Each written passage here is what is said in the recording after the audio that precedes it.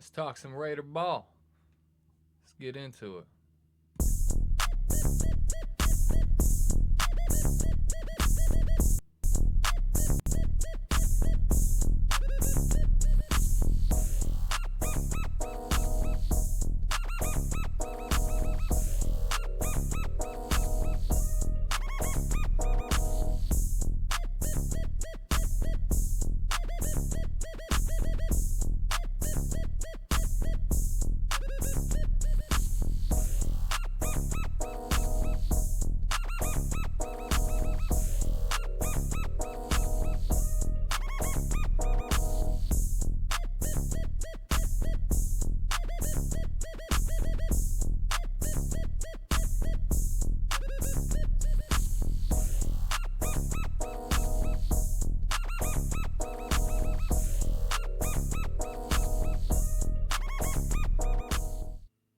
All right, Raider Nation. Let's talk a little ball. Now, normally I'll watch through the all 22, all of it, and I'll, break down what I'm seeing. I'll jot notes. This time I couldn't get through all of the all 22. Not that I couldn't, I didn't want to because I was noticing things, right? So for one, obviously, cut down was coming. So I'm sitting there thinking, how many of these guys am I watching that are even going to be on the team? And I didn't want to talk about someone who's not going to be on the team, right? And on top of that, I'm just a fan, right? I'm not a professional. So until last year, really mid to late last year, I was watching ball like a fan. I wasn't actually noticing formations and things. But now things are starting to click, right? And I'm seeing this defense and I'm like, "Oh, that's vanilla." Cuz I always knew what vanilla meant, just a plain Jane defense. But still as a fan, I'm looking at it with my fan lens and it's like I understand it's vanilla, but shouldn't they still be making plays? When I tell you I watched this film and I noticed what vanilla means, man, I noticed it. I could see guys in certain spots of the field doing their job, but if it wasn't so vanilla, they would have definitely been doing something else. I'm watching people cover grass, and I feel like that was by design. There's no offensive player around them, and they're just kind of floating in a cover two area, and it's like there's no one behind you, no one in front of you. Why don't you follow that guy that just ran the crosser? Because it's vanilla.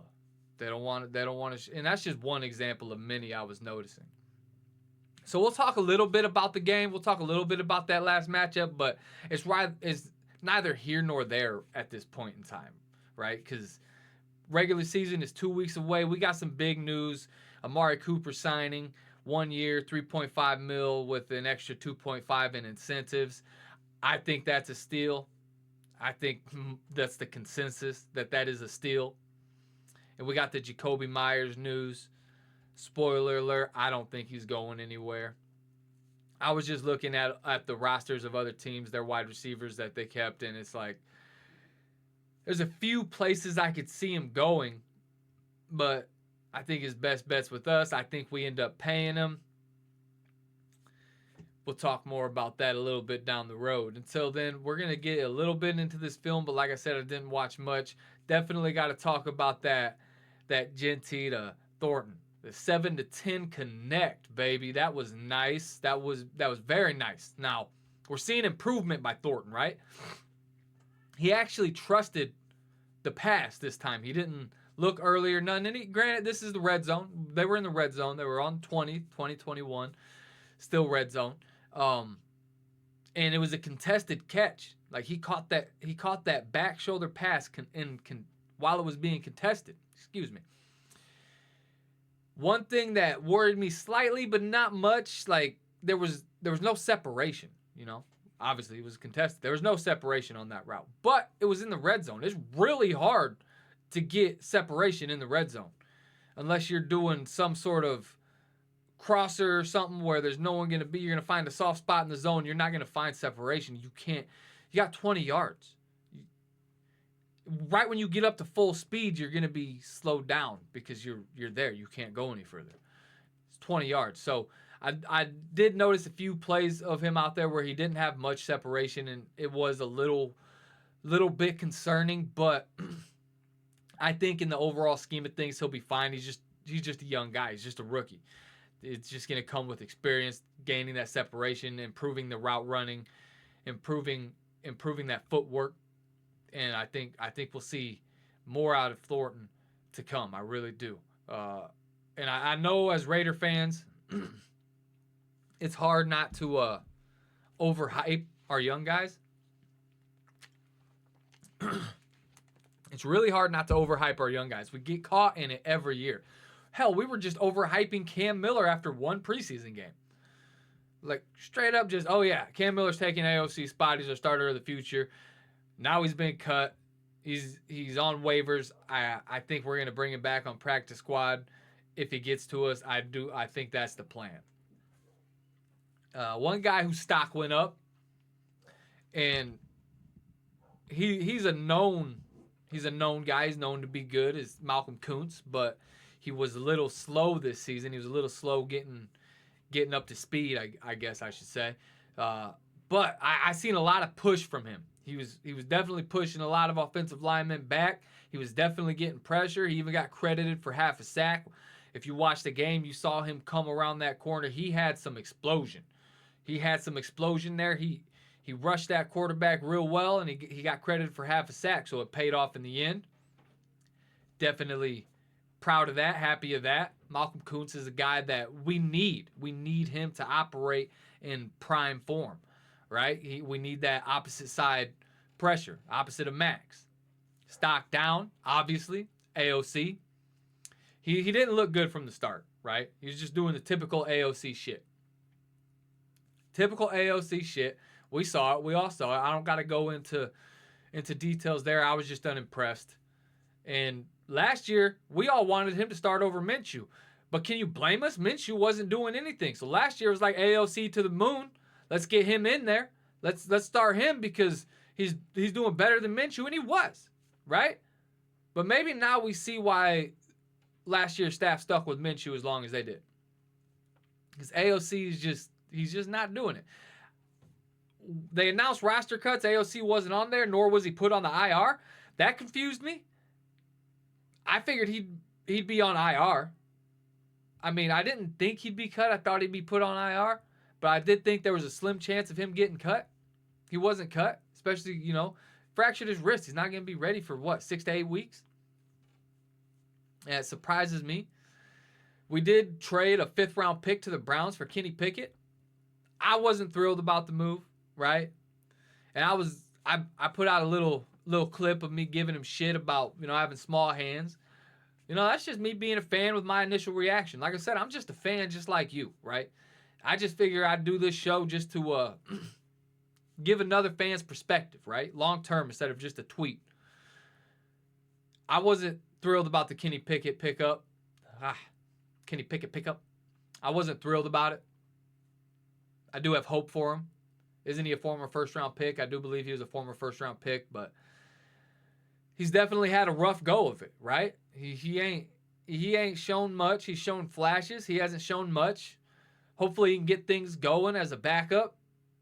I don't want him in that starting role unless he just balls the hell out and stays consistently balling the hell out. I don't see that happening with him. I see him developing into a career backup. He can make a lot of money that way. There's nothing wrong with that. No shame in that. Hell, all of us talking about this game, we couldn't even be a backup quarterback. So, Kenny Pickett, you got something, right? He's in the silver and black, so I'm not going to give him shit. He plays for the team I'm a fan of, so I'm not going to give him shit from here on. Last thing I'll say, Whopper hands. Just got to get that out of the way. 26 got his ankles broke. That's Porter, rookie from Iowa State. He got his ankle broke on that route that led to a touchdown against the Cardinals. I watched that one a few times, and he faked going in, went out, and Porter bit But again, I wonder if that's because of vanilla play calling, right? Just because there could have been more help over there, and he actually did have a little help over the middle, but there was other receivers in that area that had to get covered as well. So I felt like if you'd have played him a little bit looser, he wouldn't have got his ankles broke there. But you know, vanilla defense. What can you do? You got to do what you got to do.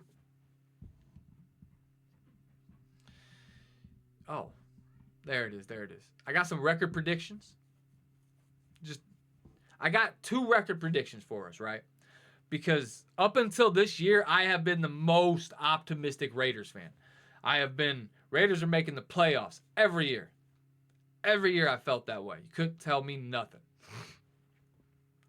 And then this year, after all the stress we've been put through as a fan base, this year is just like, you know what? I'm gonna be more pessimistic on this. So this year I got us going 8-9, and I do think it's a lot of wins for a team that went 4-13 last year. I almost forgot about that extra game. I got us going 8-9. Definitely some of these games can be toss-ups. This is my realistic prediction. We're going to catch that first week dub. But I feel like as a fan base, we shouldn't get overhyped over that, because I got us going on a 3-week slide. I got us losing to the Chargers at home. I got us losing to the Commanders in their home. I got us losing to the Bears at home. Now the Bears and Commanders can definitely be a toss-up, right? I got us losing to the Bears because I feel like they got that young coach with the tricky plays. They got some the fresh blood in there with that. They got a young quarterback in Caleb Williams. They seem to be doing right by him as far as the wide receiver room goes. I haven't been paying attention to the Bears O-line situation or defensive situation, so I don't know there. That game is definitely a toss-up. So I got us going 1-3 in the first 4 games. Then I got us catching a dub against the Colts. They're in dysfunction right now with their quarterback situation. I got us catching a dub against Tennessee. I just don't see the Titans being that great. I like Cam Ward, but I think it's going to take a while for that offense to really click. And who's their running back? They might have picked someone up that I didn't notice, but I don't feel like they had much of a threatening run game last season. Then before the bye, I got us catching that L in Arrowhead Stadium, putting us at, 3-4 going into the bye? Which ain't too bad going into the bye. You're almost even. What's that? 1, 2, 3, 1, 2, 3, 4. Yeah, 3-4. Then I got us coming off the bye, catching a dub against Jacksonville, putting us at 4-4. Catching that dub. Listen, some people talk about Trevor Lawrence like he's gonna be all right. I don't see it. As long as they've had him, I don't see it. I don't see Jacksonville doing much this year. They got Brian Robinson Jr. I can't remember his name now. Is that his name? They got that wide receiver that's really good, and then they just got Travis Hunter. So that's gonna work out for him. I got us catching the L at Mile High. I know, I'm sorry. This is just trying to be realistic. I got us catching another L with Dallas coming to our stadium. I got us catching a dub against the Browns. Anyone should catch a dub against the Browns. They might go 0-17. Now, they'll probably win 2 or 3. They're just dysfunctional. I got us catching a dub against the Chargers in SoFi. Now, you might be wondering, why do you got us catching a dub in SoFi and taking the L in Allegiant? Well, for one, we all know LA is our second home. It doesn't matter how many NFL teams are there. SoFi is our second home, so that's a home game every time we play there. And let's not pretend here. Allegiant Stadium, being in Vegas, it's a tourist spot. We're going to see a lot of powder blue in the stands. So it's a tough situation to be in as a franchise. But until we start winning, that's the reality of the situation we're faced with. So we're going to catch an L at home to the Chargers, but then we're going to go to their stadium and we're going to whoop on them. Then we're going to get swept by the Broncos. Broncos are actually proven to be functional with Sean Payton over there. They're actually doing something. Unless last year was just a unicorn year, I see the Broncos doing well and fighting for that 2 or 1 spot in the AFC West. We're going to catch an L against the defending Super Bowl champs, Philadelphia Eagles. And then I see us having, depending on how they do this season, I see it being at least a mild upset. We're going to beat the Texans. Then we're going to spank the Giants. And then we're going to get shut out by the Chiefs. We're going to go 0-2 against the Chiefs to finish out the season, putting us at 8-9. I think that's a respectable record. It does suck that I got us go getting the table ran on us by 2 division rivals and then splitting with the Chargers. But that's how I see it realistically happening. Now, if I go back to 2 years ago, a year ago even, and further, being just a crazed Raider fan and thinking every year's playoff or bust, my unreasonable record prediction is 11-6. We'll run through that real quick. Patriots, dub. Chargers at home, dub. Commanders, still got us catching that L. Bears, dub. Colts, dub. Titans, dub. Chiefs, at Arrowhead, catching that L. Going into the bye, looking at 5-2. How would you feel, nation? How would you feel about going 5-2 into the bye? I know that'll get you fired the fuck up. I know it. Because it's firing me up just considering it. But I got to calm down. Because the reality of the situation is it's not realistic right now. Maybe next year it'll be realistic. But right now, I don't see it as a realistic take. Then, coming out of the bye, we're going to go 6-2. We're going to spank the Jaguars. Then we'll go 6-3. Because at Mile High, they're going to get us. Then we're going to go 6-4. Because somehow the Cowboys do their thing. I can't say every year. Because they don't do their thing every year, but Cowboys are Cowboy. Even though we got them on that Thanksgiving game. Oh, I was so happy. Because for that year, my buddy couldn't talk shit. Then I got us beating the Browns. What's that, 7 and whatever? Then I got us losing the Chargers at SoFi. So this time I just flipped it. We still split it with them, but I flipped it. Then I got the Broncos coming to Allegiant, but this time they ain't sweeping us. We got them. I do got us taking the L against the Eagles. They're a solid crew, and I like that Cooper DeJean. He's out of Iowa. And he did not call a fair catch on that play. He didn't. I watched that game. He didn't call a fair catch. Watch it again. Then, to end the season, because right now we'd be sitting at, 8-6 to end the season. 3-game win streak. Beat the Texans, beat the Giants, and beat the Chiefs. How would you feel about that? Going into the bye week 5-2, then finishing the season 11-6 with a win over the Kansas City Chiefs. I know that would make you feel good. Because it makes me feel good just thinking about it. It's where I'm at with the record predictions, baby. Now we got some cuts we could talk about. So let me pop this up real quick. Roster cuts. I learned how to put that on the screen. That's pretty nifty. All right, what we got here? Can I interact with that way? No, not the way that I could. Oh wait, maybe I can. See, I'm just learning things right here on how to do all this. I'm a noob. All right. So everything's pretty cut and dry. I didn't think we would cut Lakitasi, or I at least thought we'd do whatever we had to do to keep him, whether it's practice squad or I know with the international players thing, they have some sort of I don't know what it is exactly. I'm not well studied on that. I'll look into that more later, just so I can be well versed in that. But I thought we'd do something to make it so he couldn't go anywhere else and we could develop him. He's a big dude, and I saw him getting some push. I liked it.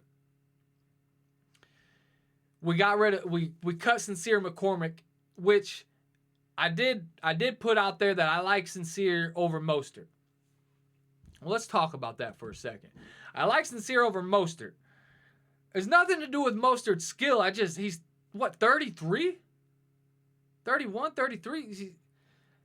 I can look that up right now. I believe he's 33. But either way, once you hit your 30s as a running back, it is hard. He's 33. He was born in 92. It's hard to keep that motor running, but he's a vet that can really service that running back room real well. He can really offer insight to the young guys, especially with Ashton Genty being our bell cow. So I understood why we kept Mostert. I just didn't think he'd, with his age, and that might be ageism, and I'm sorry, but Sincere McCormick's 24, and I like the way he could shift. He's got some shifty movements and a little bit of burst every now and then. He needs development. But who knows? I'm not a scout. I'm not a scout by any means. They saw something. I didn't, and that's perfectly fine. Surprised we cut Cam Miller. I thought we were going to keep him around for QB3. I'm surprised we kept AOC after that injury and didn't even put him on IR. Shedrick Jackson, that one was a bummer. Shedrick Jackson was a bummer just for Raider alumni, man. Like Bo Jackson. That's really all I got to say about them cuts.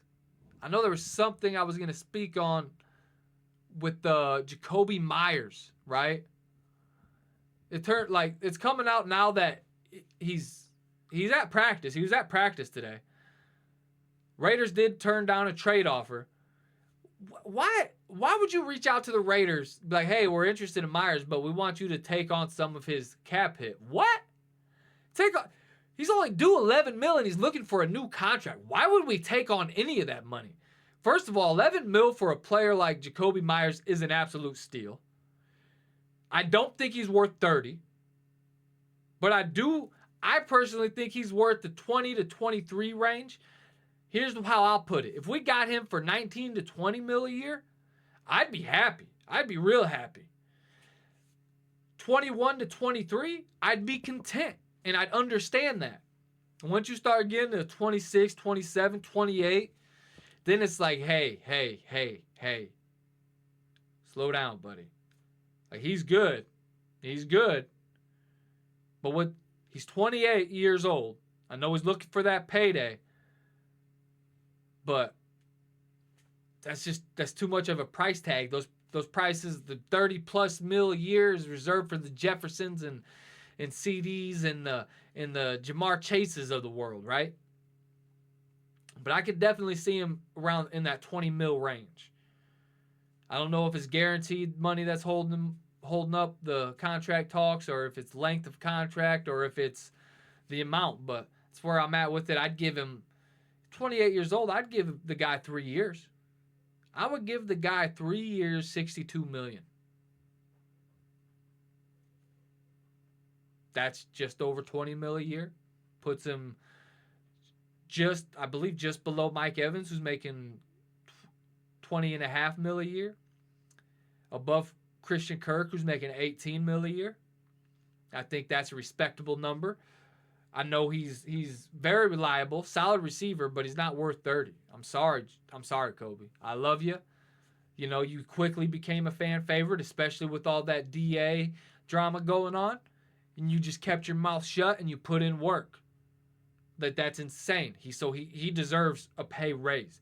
11 mil a year to have him play this year on 11 mil a year is, I don't like it. I think that's if he was okay with it, all right. But 11 mil a year, he's wholly underpaid. Is all I can say about that. That's where I'm at with that one. But I'm tired. I'm looking at my wall. You catch me looking over here because I got signed jerseys, right? I got signed jerseys. I got a Raider flag, and I got a signed mini helmet. And on the jerseys, it's Josh Jacobs, no longer with us.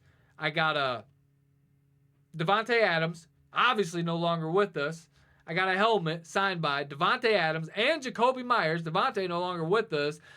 Kobe, hot and cold right now. We don't know what's happening, but it sounds like we're going to try to work things out. Then I got an Antonio Pierce flag. My wall can almost be burnt. The one thing I didn't mention, I'll grab it. Oh.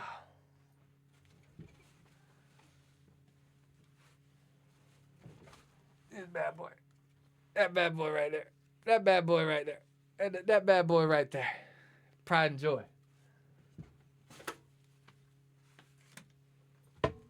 But as Raider fans who don't got some signed memorabilia, it's just harder for me to get it because I'm not in the area. I can't make it to games. I wish I could. Like, I would give a lot away that I have on hand because obviously money's another story, right? But yeah, that's where I'm at. That's what I got for you today, Raider Nation. Tap in, man. Tap in. I'm still trying to figure out where I'm going with this thing. I'm going to keep doing it, but you're going to notice some slight changes here and there. I'm going to watch the All-22 film for, we're in regular season now, so I'm going to start really watching that instead of like this week. I just kind of skimmed through it because I was getting discouraged. Like, I could talk about that guy, but he's probably not going to be on the team. Oh, Thayer Munford. I don't know how he made the squad.